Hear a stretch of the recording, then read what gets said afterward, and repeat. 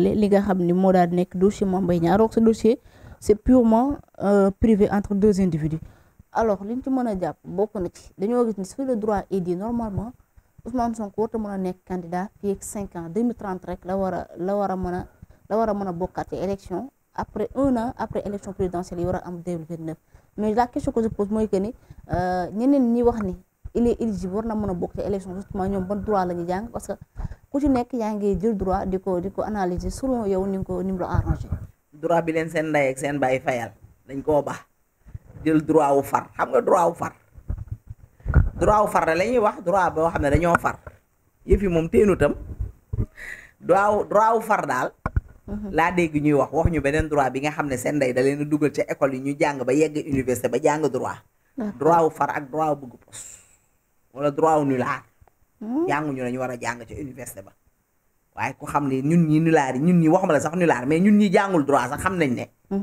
Ousmane Sonko mënta bokk. te dafa yàgg. xam nga su ma koy dégg mu naan waaw voté naa dem naa voté ji dugalaatoon nañ ma ci liste yi j'ai pu voter j'ai pu être candidat xam nga lu ñuy laaj. ministre parce que sama débat du ci sori. ministre de la justice. dafa ne justice moo ko fi teg. en tant que moom est-ce que c'est pas un juge le Omar Diagne. il était procureur dafa waat. kon gëm naa ne dina def lii ko waatam may. li naan le karma existe. loolu nga yaakaar Ousmane Ndiaye dina di responsabilité di sanctionner Ousmane Sonko. xaaral maa ngi ñëw rek. vas-y. mais bu ko deful. l'histoire retiendra. ku xam sénégalais ne xam ne il pardonne pas. te il n'est pas n'importe qui kilifa la am ay njabootam am ay doomam. mag day ñëw. day cër la dund cër la loolu yëpp Omar Diagne kii Ousmane Diagne daf ko war a sóoraale. dafa waat ne moom day doxal yoon lu dul yoon.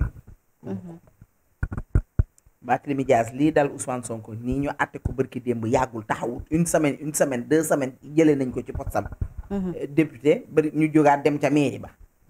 kon defe naa fii ak une semaine Ousmane Sonko warta laal suuf dossier bi warta laal suuf dafa war a bàyyi poste député bi. ba mu ajoon dañ ko war a ajji teg fa keneen da koy ñàkk. su yoon rek liggéeyee yoon wax. li conseil constitutionnel di atte na ko moom après nag su ko neexee mu dugal recours moo xam. te ci biir waxu Ousmane Sonko da ngeen koo déggul dafa ne dinañ ko attewaat. mais la condamnation est définitive. waa déglu rek moom dafa ne dañuy utaat yeneen juge xam nga ñoom yàgg nañoo bëgg a changer conseil constitutionnel bi yàgg nañ ko bëgg a changer. Ousmane Sonko xasaat na leen. nee na bettu ko parce que même juge yi ñoo fa nekk. lan la waxoon nem si yàlla si Badio Camara c'est un corrompu wax ko ñëpp dégg ko te mujjul fenn. xam nga nag aussi boo bëggee xeexal justice bi wala ngay xeexal benn corps wala benn sénégalais mbéjum kanam borom a koy fajal boppam nag Adja. justement. man mënuma leen a bëgg a xeexal di naqarlu li leen di dal te ñoom du ñu wax. ana CUTSES la xaw ma CUTSES lu ñu tudd ñoom seen kii bi seen association bi. nañu génn wax. UMS l'Union des magistrats du Sénégal. UMS waaw am na ñoo xam ne ils ont am nañ fulla ak fayda. du ñu jàng ba toll ñu toll nekk ay mag di waaj a dem retraite wala retraité ba ñu joxaat la benn parce que ngay toog benn xale bu ndaw juddu barki dem jàngul jongul xamul loi xamul dara intérêt personnel am rek ci lay dox ngeen bàyyi ko mu yàq seen der. d'accord Ousmane Diagne dañ laa ñaan nga def sa liggéey mooy Ousmane Sonko ñàkk na poste député bi. su ko neexee nag mu toog premier ministre. Diomaye ko fal. mais en tant qu'élu il n'a plus le droit de rester à l'Assemblée nationale d'être député. justement. inéligible la ñuy wax wala illégitime naka. inéligible la. moom fi ñu toll nii loolu la moom. bokkutul moom il est out. mu koy neex il est out mu di ko naqari il est out mu di ko ñoñoñol il est out. na xam ne. sénégalais yi man jànguma droit de waaye damay gëstu. di wax ak ay borom xam-xamu droit.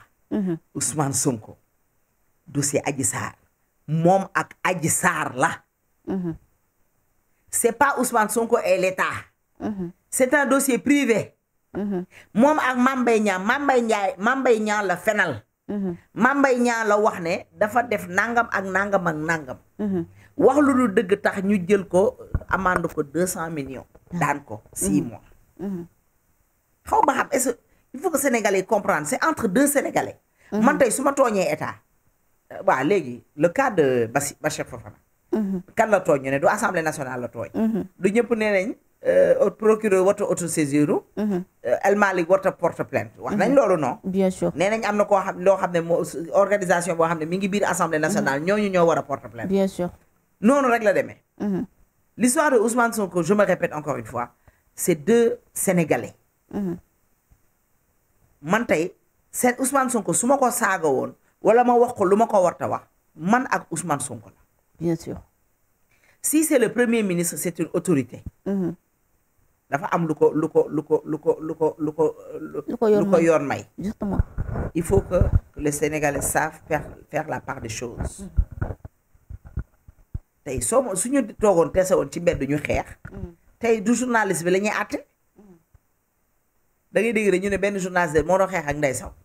mais yow du loo ma waxal. du loo wax ci télé loo wax ci rajo man ak yow dañuy xeex rek.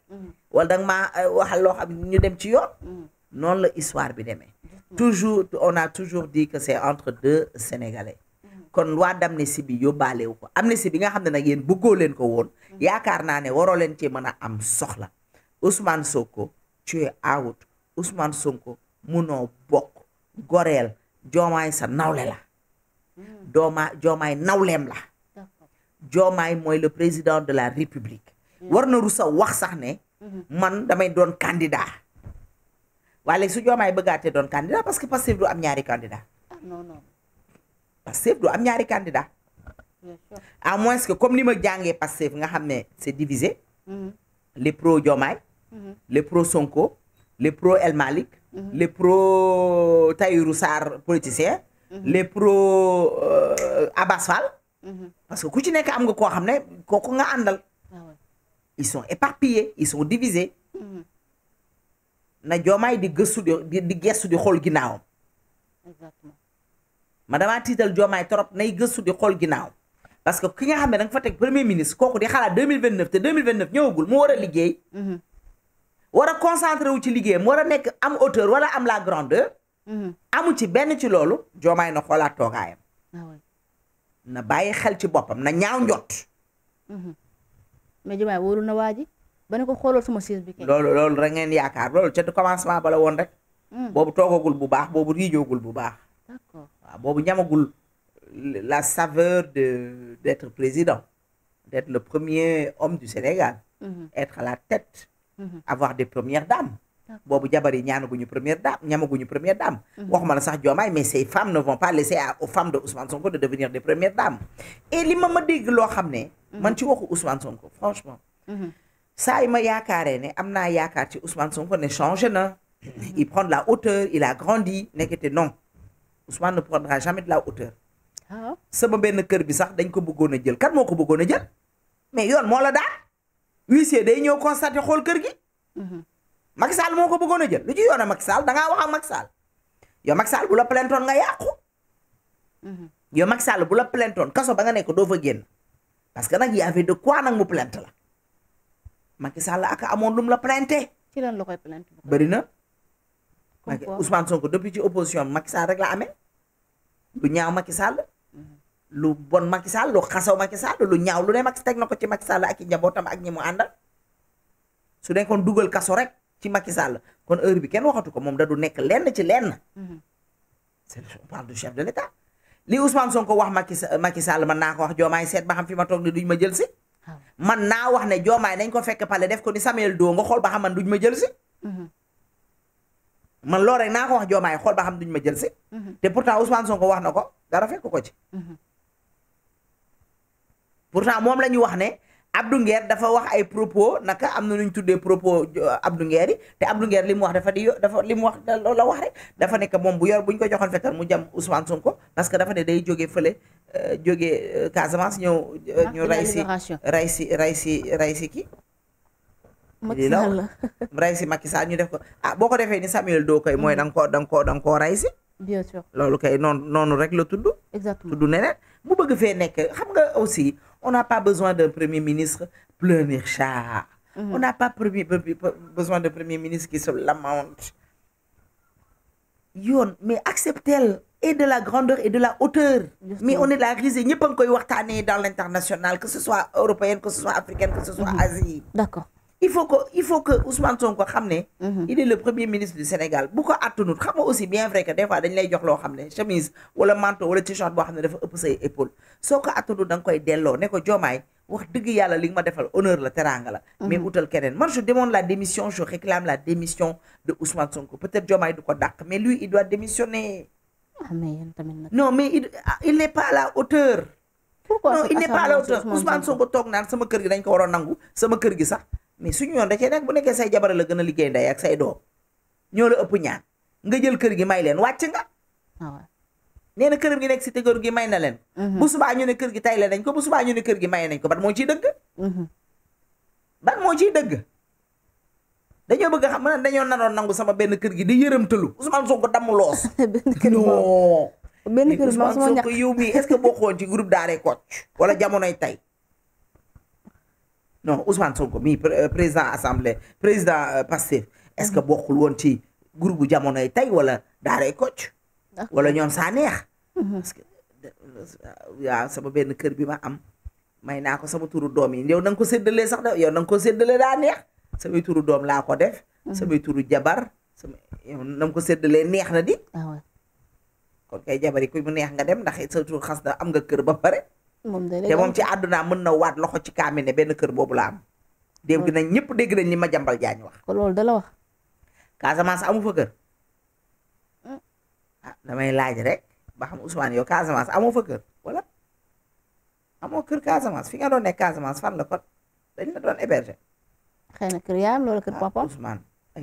Ousmane ay malaaka ñoo nekk ci sa mbagg Ousmane dee cër la dundu cër la ay Ousmane Sonko dimbaleel sénégalais yi ñi dee seetal ci ñooñu ñu dee nga yërëm leen pousse tuuti la seen politique noppali ko tuuti dem tëddi ji. ba pare may laaj nag dëkk bi kan mooy président. kan mooy jël ay décision Diomaye sax lañ fi teg président mais kan mooy jël décision. barki démb Ousmane Sonko la mu dem Chine diplomatie loolu c'est au président de le faire. non mais moom lañ invité nag. non c'est pas le président moo ko invité dañ ko invité ci benn forum. waaw. moo tax chaque fois je pose la question j'ose espérer qu'ils n'ont pas quémandé une audience. j'ose espérer qu'ils n'ont pas quémandé l'audience. saraxuñu audience bi ñaanuñu audience bi abuñu ko non c'est vrai ah parce que moom demu woon pour loolu mais lam fa lijjanti yëpp. ça c'est la diplomatie. bien sûr. c'était pas à lui de le faire. dig bay diggee bi mu demee ci forum bi que investisseurs yi bu ñëwee jaru sax ñuy jaar ci ministre moom moo leen di recevoir mais non ça se passe pas comme ça ku nekk ak liñ la dénk. justement. ku nekk ak liñ la dénk lui c'est le premier ministre. Ousmane Sonko gis nañ ko mu dem Chine muy courbé wu. di def ni di jaamu loolu affaire boobu. Mao Zedong. ndeysaan te pourtant Sidiki Kaba